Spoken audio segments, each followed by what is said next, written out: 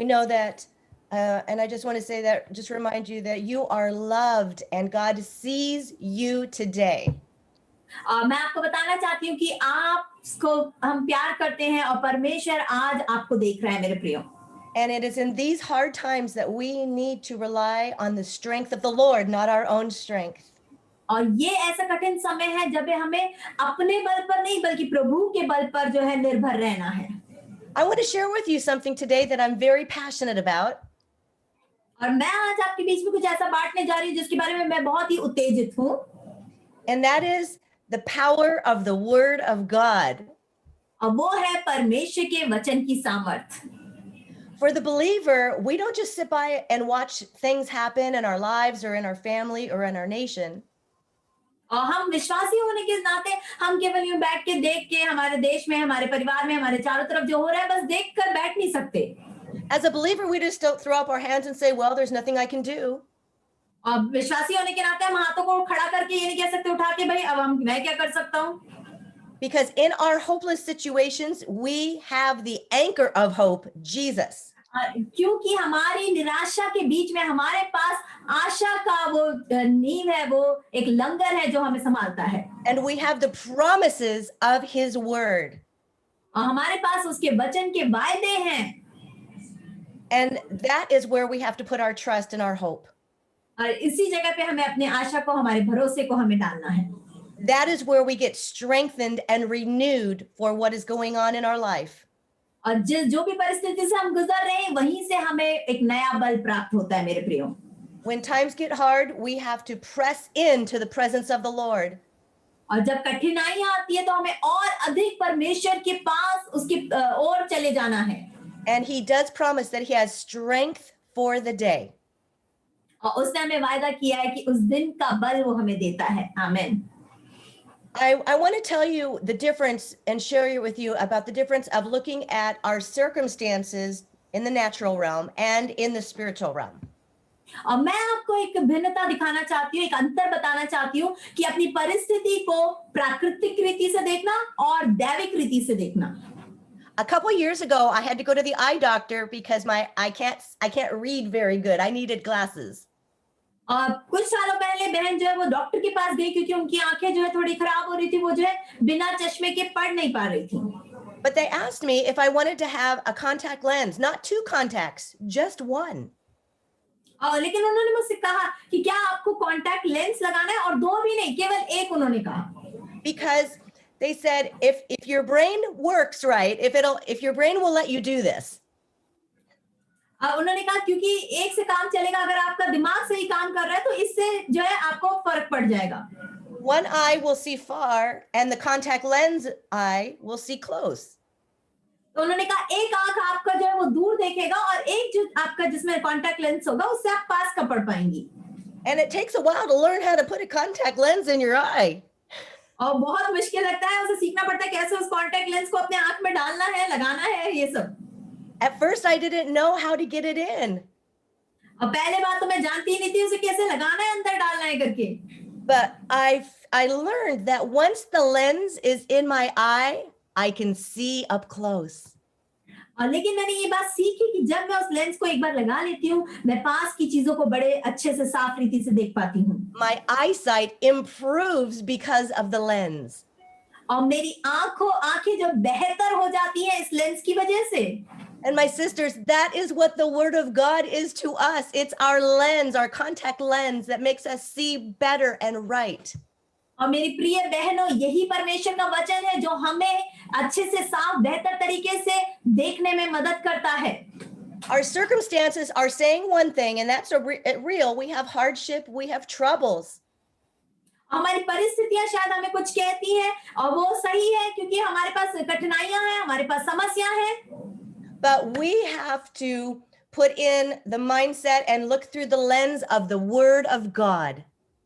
लेकिन हमें परमेश्वर के वचन के उस लेंस को लगाकर उसकी सोच के अनुसार अपनी परिस्थिति को देखना है. Because the word of God overrides our circumstances. क्योंकि परमेश्वर का वचन हमारी परिस्थिति के ऊपर उससे भी परे है मेरे प्रियो. So in these days where it's been hard around the world, it's been very hard with the pandemic. और इन समय में जो है पूरे संसार में इस वक्त महामारी की वजह से समस्याएं हैं। We must have the word of God in our eye परमेश्वर का वचन हमारी आंखों में होना चाहिए मेरे प्रियो, so that we're looking through the lens of the word of God and not just our circumstances. और हमें जो परमेश्वर के उस वचन रूपी लेंस के द्वारा देखना है अपनी परिस्थितियों को, ना कि केवल सिर्फ परिस्थितियों को देखते रहना है। Because when we focus on our circumstances and our trouble, it drains us. क्योंकि जब हम अपनी परिस्थितियों को, अपनी समस्याओं को केवल देखते रहेंगे तो वो हमें बिल्कुल निचोड़ लेती हैं। We have to look at the word of God for our strength and our hope. हमारे बल और आशा के लिए हमें परमेश्वर के वचन की ओर देखना है। How many of you can say amen? कितने लोग आमीन कहते हैं? अपने हाथों को हिला के दिखाएं, जितने लोग कैमरे में हिला सकते हैं। Amen. आमीन। I want to share with you a scripture promise that has to do with prayer. और मैं परमेश्वर के वचन में से एक वायदे को बांटने जा रही हूँ जो कि प्रार्थना के बारे में हमें बताता है। Because in this situation where we feel helpless, और क्योंकि ऐसी एक परिस्थिति में जब हम जो है बिल्कुल ही निराशाजनक परिस्थिति में हैं, the word of God promises that we have something powerful in our hand. तो परमेश्वर का वचन हमें ये सिखाता है कि हमारे हाथों में कुछ सामर्थ्य है मेरे प्रियो। It is the power of the word of God, the sword of the spirit. और ये जो परमेश्वर के वचन की सामर्थ, जो आत्मा की तलवार है हमारी। The armor of God says that we have all this armor on us, but what do we have in our hand? The sword, which is the word. और परमेश्वर के शस्त्र में जो है सब कुछ उसमें बताया जाता है, लेकिन हमारे हाथों में क्या है? वो है तलवार, आत्मा वचन रूपी तलवार। And Psalm 149 says that we have the high praises of God in our mouth and a two-edged sword in our hand. और भजन संहिता 148 में वो कहता है कि हमारे जो है मुंह में उसकी स्तुति, हमारे हाथों में वचन रूपी तलवार है करके। And I want to put a sword in your hand today. Amen. और मैं आज आपके हाथ में तलवार देना चाहती हूँ। आमीन। I want to read Genesis 1 and 2. और मैं पढ़ना चाहती हूँ उत्पत्ति 1 और 2 वचन। First chapter 1 and 2 verse. Yes, verses 1 and 2. It says, in the beginning, God created the heavens and the earth और was इसमें लिखा है, form and void, and darkness was on the face of the deep, and the Spirit of God was hovering over the face of the waters. और उत्पत्ति 1 और 2 में लिखा है, आदि में परमेश्वर ने आकाश और पृथ्वी की सृष्टि की। पृथ्वी बेडौल और सुनसान थी और तब परमेश्वर का आत्मा जल के ऊपर मंडराता था। It's interesting that God created everything, and then he describes that there was no form and it was void. और वहां पे हम देखते हैं कि परमेश्वर ने सब कुछ बनाया, लेकिन वहां पर एक वचन ये कहते हैं कि वे बेडौल और सुनसान पड़ी थी। And that word without form, I want to share with you a little bit more about. और जो वचन, वो जो शब्द है बेडौल, उसके बारे में मैं थोड़ा आपसे बात करना चाहती हूँ। In the Hebrew language, it means formless and confusion and empty and chaos. और हिब्रू भाषा में इस शब्द बेडौल का अर्थ है कि बिना आकार के और बिल्कुल गड़बड़ाया हुआ और एकदम बिल्कुल नाश पड़ा हुआ। And then right after the description in verse 1, the Spirit of God comes on the scene. और वहीं पे उस पहले वचन के बाद वहां पर देखते हैं कि परमेश्वर का आत्मा उस चित्र में आ जाता है। And it says that the Spirit of God hovered and moved over the waters. और वहां पे लिखा है कि जल के ऊपर वो आत्मा मंडरा रहा था करके। And that word hovered means, you know, like when we say, oh, we had a move of God today. और उस मंडराता का अर्थ है कि जैसे हम कई बार बोलते हैं कि आज मैंने परमेश्वर को हमारे बीच में मंडलाते हुए देखा। That's where we get that word right there. और उसी जगह से जो है ये शब्द हमें मिला है मेरे प्रियो। The Holy Spirit is present and hovering and moving in our midst. और पवित्र आत्मा उपस्थित है और वो हमारे बीच में भी मंडला रहा है मेरे प्रियो। And in the Hebrew language, it also means like a mother hen brooding over her chicks. और हिब्रू में, इब्रानियों में इसका अर्थ इस प्रकार भी बताता है कि जैसे एक माँ मुर्गी जो है अपने पंखों तले अपने बच्चों को छिपाती है। It has a reproductive quality that the Bible is talking about the Holy Spirit. और वहां पवित्र आत्मा के बारे में जो बाइबल हमें बताती है कि उसमें उत्पादन की क्षमता है करके। So when we look at this scripture, can you just, I don't want us to look at it and see that there was darkness and void. और जब आप उस वचन को देखते हैं वहां पे अंधकार भी है और गहरा जल है वहां पर। But right after this happens, that the Spirit of God comes and He is present and He is working. It's not just wind that's blowing over the waters. और वहां पे केवल जो है केवल हवा नहीं चल रही है पानी के ऊपर, बल्कि वहां पे परमेश्वर का आत्मा है जो कि वहां कार्य कर रहा है मेरे प्रियो। In Deuteronomy 32, और व्यवस्था विवरण उसके 32 में Moses is telling the story of Abraham and Sarah. मूसा वहां पर अब्राहम और सारा के बारे में बता रहा है। And in verse 10 and 11, it says, He found him in a desert land and a wasteland, a howling wilderness.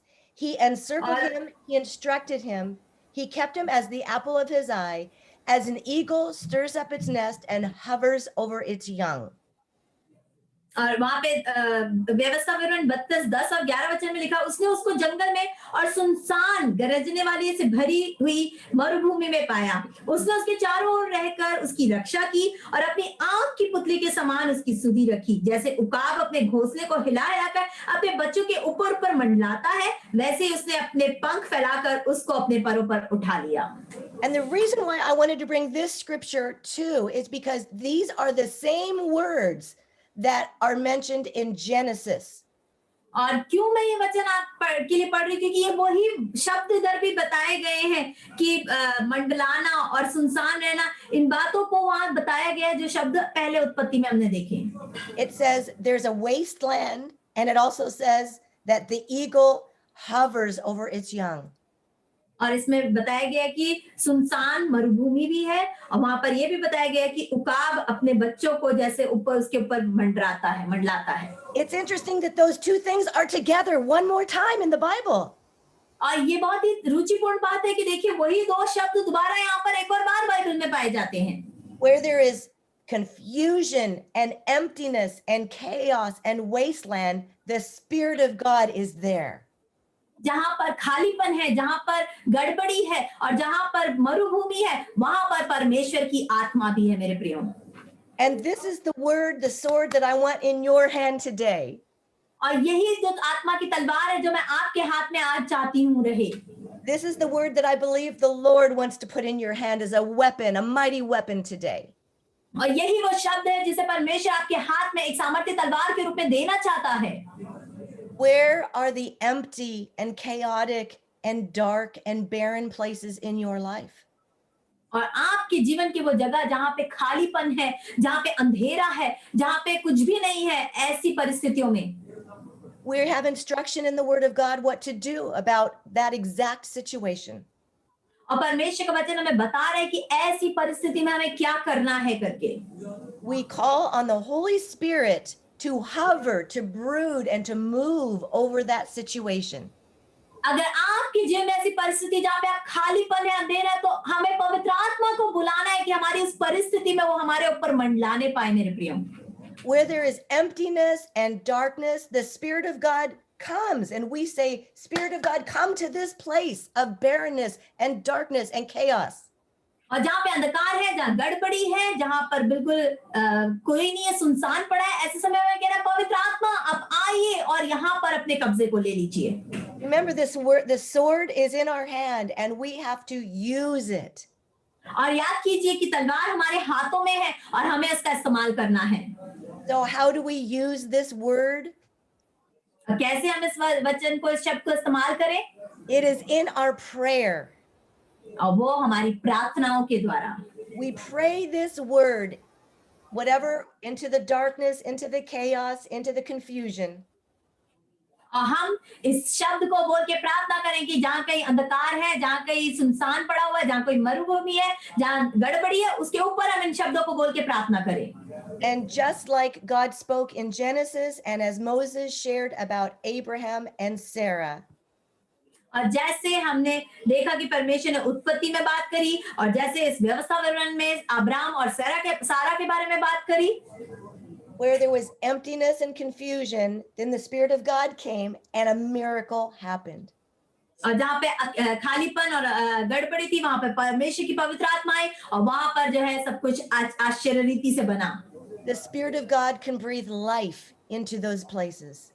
और परमेश्वर की आत्मा जीवन को फूंक सकती है उन स्थानों में The Spirit of God breathes order into those situations. और परमेश्वर की आत्मा जो है वहां पे एक व्यवस्था को जो है वहां पे फूंक सकती है The Spirit of God dispels the darkness. और परमेश्वर की आत्मा जो है अंधकार को भगा सकती है And we have hope because the Spirit of God is powerful. और हमारे पास आशा है क्योंकि परमेश्वर की आत्मा सामर्थी है मेरे प्रियो I want to tell you about a friend of mine. और मैं आपको अपने एक मित्र के बारे में बताना चाहती हूँ She was a drug mule from California to Mexico. और वो जो है कैलिफोर्निया से मेक्सिको तक नशीले पदार्थों को बेचने वाली थी She was married and had a little 4-year-old boy. और वो विवाहित थी और उनके 4 साल का एक छोटा बेटा भी था And one time she even took her son over the border as she brought drugs into Mexico. और एक बार वो अपने छोटे बेटे को भी जो है मेक्सिको से जब वो नशीले पदार्थ ला रही थी अपने साथ लेकर गई उस काम में She got caught and she went to prison. और वो पकड़ी गई और उसके बाद उन्हें जेल जाना पड़ा Her husband left her and took away her son. और उनके पति ने उन्हें छोड़ दिया और अपने बच्चे को उन्होंने उससे ले लिया And while she was in prison, she got a disease in her leg and she had to have her leg amputated. और जब वो उस जेल में थी उसी वक्त जो है उनके पैर में कोई समस्या हुई बीमारी हुई और उनका वो एक पैर जो है उन्हें काटना पड़ा She was pretty hopeless. और वो बहुत ही आशा से रहित थी उस समय She had lost everything. उसने अपना सब कुछ गवा दिया But she became a believer in Jesus. लेकिन वो यीशु मसीह पे विश्वास करने वाली एक विश्वासिनी बन गई And she began to pray into all the dark areas of her life. और वो अपने जीवन के हर एक अंधकारपूर्ण परिस्थिति के ऊपर प्रार्थना करना उसने शुरू कर दिया मेरे प्रियो Today, she has her relationship restored. She's out of prison. और आज वो अपने उस जेल से उन्हें छुटकारा मिल गया She has a restored relationship with her son. और उसके बेटे के साथ दोबारा रिश्ता स्थापित हो गया And she is a minister of the gospel. और आज वो एक सुसमाचार प्रचार करने वाली स्त्री बन गई amen hallelujah She invited the Spirit of God into the darkness. और उसने अपने अंधकार भरे जीवन में यीशु की आत्मा को पवित्र आत्मा को बुलाया There was nothing but chaos and hurt in her life. और वहां पे कुछ भी नहीं था उसके जीवन में जो है बिल्कुल गड़बड़ी और केवल दुख वही बचा हुआ था God saved her and delivered her from being a drug addict and rescued her from that place. और परमेश्वर ने उसे बचाया और उस नशीले पदार्थ के उस सारे चंगुल से छुड़ाया और आज उसे छुटकारा दिया And he breathed new life into her and purpose for this ex-drug addict. और उस व्यक्ति जो कि एक नशीले पदार्थों की आदी थी उसके ऊपर प्रभु ने अपने जीवन को फूका And she realized the purpose of why she was born and why God designed her. वो जानने पाई उस आकार को जो प्रभु ने उसके लिए बनाया और किस वजह से परमेश्वर ने योजना को उसको दिखाया करके वो जानने पाई My sisters, I don't know where you are today and what's going on in your life. और मेरी बहनों मैं नहीं जानती आप कहाँ पर हो आज और आपके जीवन में क्या हो रहा है मैं नहीं जानती But I believe you are like an Esther today. लेकिन मैं आज आशा करती हूँ कि आप एक एस्तर की तरह हैं It is no accident that God put you on this earth at this time. और ये कोई घटनावश नहीं है कि परमेश्वर ने आपको ऐसे एक समय में इस पृथ्वी पर रखा है And this season with the pandemic has its challenges and its problems, yes. हाँ ये समय ऐसा है जब इस महामारी की वजह से बहुत ही चुनौतियां हैं सच है But God is with you and the Spirit of God is hovering over your life. लेकिन परमेश्वर आपके साथ है परमेश्वर की पवित्र आत्मा आपके जीवन के ऊपर मंडला रही है मेरे प्रियो And he can take whatever is empty and broken and chaotic and he can redeem that and breathe his life into that. अब वो उन सब बातों को, जो खालीपन है, जो अंधकार है, जो सुनसान पड़ा हुआ है, जो मरुभूमि है, उन सब बातों को वो ले सकता है और उसके ऊपर अपनी आत्मा को मंडलाता मंडलाता है। What are the areas that in your own life or in your family or your community that look like they're dead? और कौन से ऐसे क्षेत्र हैं जो आपके अपने व्यक्तिगत जीवन में या फिर आपके परिवार में, आपके समाज में आपको लगता है कि वो मर चुकी हैं? Where is there just so much chaos and confusion in your life? और कौन सा ऐसा क्षेत्र आपके जीवन में जहाँ पे बिल्कुल गड़बड़ी ही बची हुई है? We're going to pray right now, okay? और हम इस बात के लिए हम प्रार्थना करने जा रहे हैं अभी, ठीक है? And we're going to invite the Holy Spirit into that place, और हम पवित्र आत्मा को उस स्थान में बुलाने जा रहे हैं मेरे प्रियो, and that He will hover and move in your life. और वो आपके जीवन के ऊपर, आपके परिस्थितियों के ऊपर मंडलाने जा रहा है। Now, I want to tell you something. और मैं आपको कुछ बताना चाहती हूँ, God doesn't always do things quickly. How और many of you know परमेश्वर that? हमेशा जल्दी से नहीं करता है। कितने लोग इस बात को जानते हैं? अपने हाथों को उठा के दिखाएं। God has His timing. परमेश्वर अपने नियत समय पे करता है मेरे प्रियो।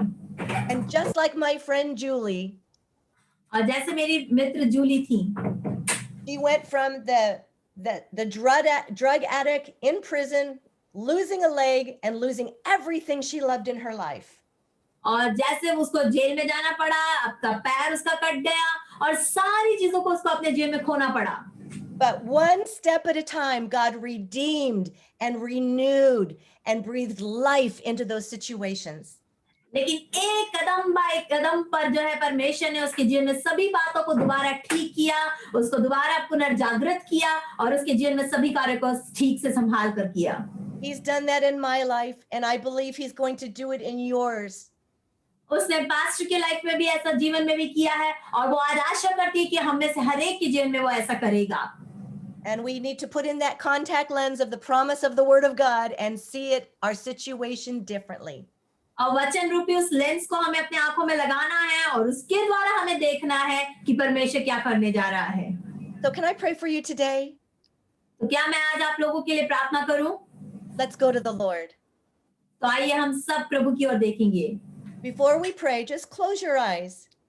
और इससे पहले हम प्रार्थना करें, अपने आंखों को बंद कर लीजिए मेरे प्रियो, And think about those things that you bring to the Lord that are broken and barren and chaotic. और उन सब बातों के बारे में सोचिए जो आप परमेश्वर के आगे लाना चाहती हैं, जो सुनसान है, जो अंधकार में है और जो बेडोल है। It's okay if your list is long. और कोई बात नहीं अगर आपके पास जो बहुत लंबी एक सूची है अभी तो। Julie's list was long, Jully की जो सूची थी वो भी बहुत लंबी थी, but nothing is impossible for God. लेकिन परमेश्वर के लिए कुछ भी असंभव नहीं है मेरे प्रियो। So you have your list in your mind, and let's offer those things to the Lord today, all right? अगर आज आपके पास वो सूची है तो आज परमेश्वर की उपस्थिति में उसे उंडेल दीजिए मेरे प्रियो। And Father, I pray for my sisters today और पिता मैं प्रार्थना करती हूँ मेरी बहनों के लिए आज, that the places where the enemy has stirred things up, और ऐसे परिस्थिति में जहाँ पे शत्रु ने प्रभु जी हर एक बातों को उलट दिया है, the places that are hopeless and dark and chaotic, और प्रभु ऐसी जगह जहाँ निराशा, अंधकार और गड़बड़ी है, the places that are barren and without hope, और प्रभु अब ऐसी जगह जहाँ पे निराशा है और बेडोल है प्रभु जी, बिना आशा के हैं वो। Holy Spirit, we invite you into this place right now. और पवित्र आत्मा हम आपको बुलाते हैं इस स्थान में इसी वक्त। And just like you hovered over the waters of the darkness, और जैसे प्रभु जी आप उस अंधकार के ऊपर, उस पानी के ऊपर मंडलाए परमेश्वर। and the next sentence in scripture is that God spoke into that situation. अगला शब्द उस वचन में कहता है कि परमेश्वर ने वहां अपने मुंह को खोल के उसने बोला। The Holy Spirit, we invite you to move in my friend's life. पवित्र आत्मा हम आपको आमंत्रित करते हैं, हमारे मित्रों के जीवन में भी आप मंडलाइए। We stand on the promises of your word. प्रभु हम आपके वचन के, वायदे रूपी वचन के ऊपर खड़े होते हैं। We look at our situations through the lens of the Holy Scriptures. प्रभु हम अपनी परिस्थिति को वचन रूपी लेंस के द्वारा देखते हैं, through the eyes of faith, विश्वास की आंखों से देखते हैं, through the eyes of courage, उत्तेजना की आंखों से देखते हैं and through the eyes of love. और प्रेम की आंखों से देखते हैं। परमेश्वर Father, you are our Redeemer, पिता आप हमारे छुटकारा देने वाले परमेश्वर हैं, and we pray that you would redeem the situations that we can't fix. प्रभु इस परिस्थिति में जिसे हम नहीं सुधार सकते, आप प्रभु जी छुटकारे को देंगे। But you can, Father. Nothing is impossible with you. लेकिन आप कर सकते हैं परमेश्वर, आपके लिए कुछ भी असंभव नहीं है। And we look forward to the miracles and the healing and the restoration. और प्रभु हम आश्चर्य का प्रभु जी, हम छुटकारे को प्रभु जी, पुनः स्थापना को देखते हैं खुदा। We look forward to the prodigals coming home. और प्रभु हम देखते हैं जो प्रभु जी उड़ाऊ पुत्र वापस आते हुए, Those who are hopeless and in despair, that they have new life. प्रभु जो निराशा में है और जो बिल्कुल ही टूट चुके हैं, वो नया जीवन पाते हुए पाए प्रभु। And we pray your peace into the situations even before they change. प्रभु इससे पहले की परिस्थितियां बदले, प्रभु हम आपकी शांति को मांगते हैं उन सभी परिस्थितियों के ऊपर। That the peace of God would guard our hearts and our minds in Christ Jesus.